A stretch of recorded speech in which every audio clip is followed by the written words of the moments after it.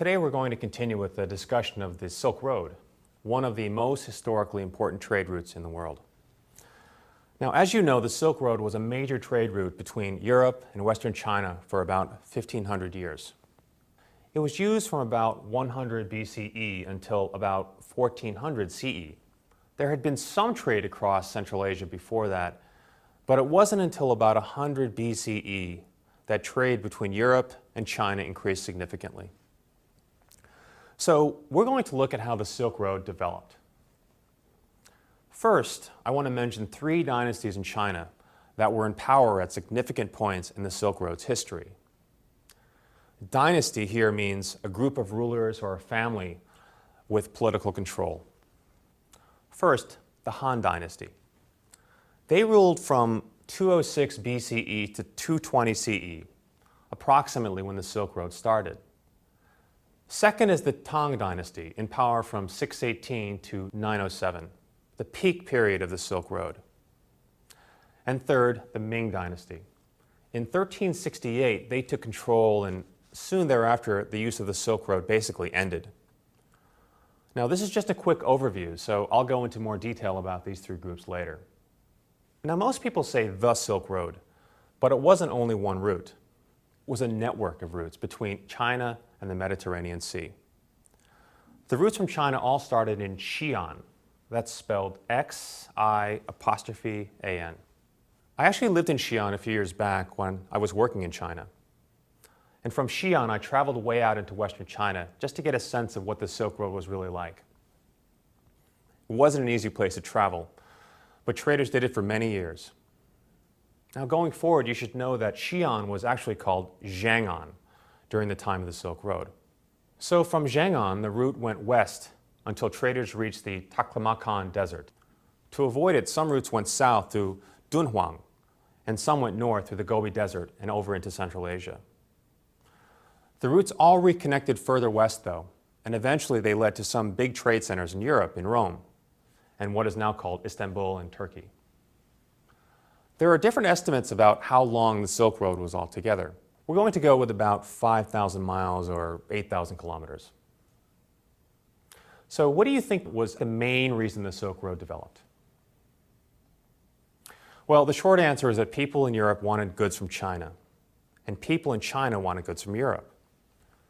I'll focus now on the west end of the route in Europe, and then we'll go to the east end in China.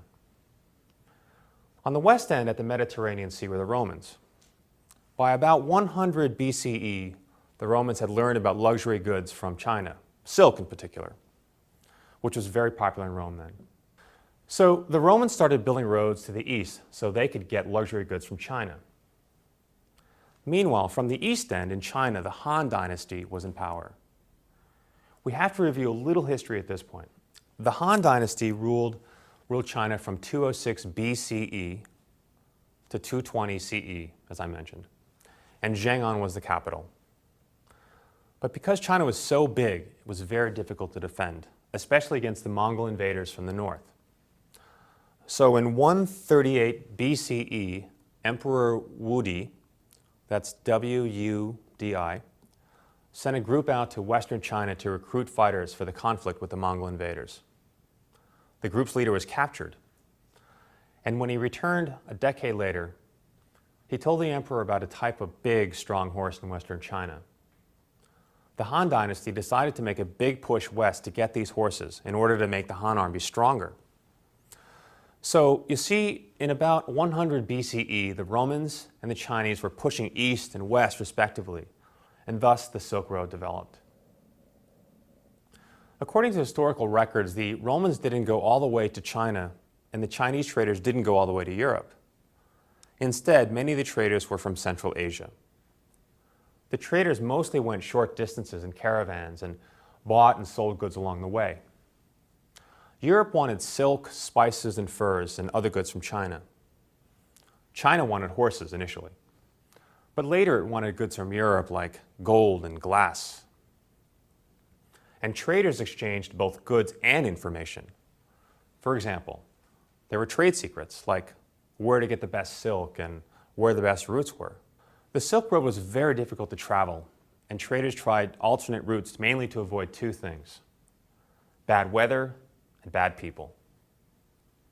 There were many robbers who tried to steal the traders' silk and other goods. Traders also wanted to avoid towns that forced them to pay a fee when passing through. The peak period for the Silk Road was in the 600s during the Tang Dynasty. Zhang'an was very big and very prosperous then. About 2 million people lived there, including 8,000 foreigners from many places, including what is today Iran, Turkey, Japan, and Korea. By the early 900s, the Tang Dynasty lost power, and trade on the Silk Road declined sharply because there was fighting and it became much too dangerous for the traders. By about 1400, trade on the Silk Road basically stopped. There were two main reasons. One, in 1368, the Ming Dynasty took control, and they didn't want any contact with foreigners. And two, European traders began to prefer ships, which were faster and safer than the Silk Road. So, to wrap up, the Silk Road developed because people in one part of the world wanted something from another part of the world. In recent years, people have talked about globalization as creating new Silk Roads. We'll take up this idea next time, okay?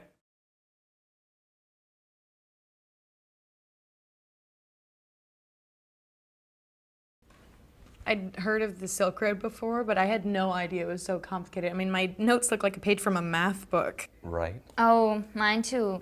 So, can we go over some of these dates? I mean, I think I got the general idea that China wanted goods from Europe and Europe wanted goods from China, and therefore the Silk Road was developed, right? Right. I have that the route was used from about 100 BC to 1400 CE. So it was in use for about 1,500 years, and it was about 5,000 miles long altogether, right? Oh, yeah. So, do you guys think the Silk Road is famous because of the goods traded? Or is it historic because of the cultural exchange that happened?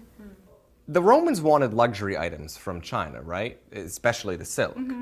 So essentially, it was about trade, right?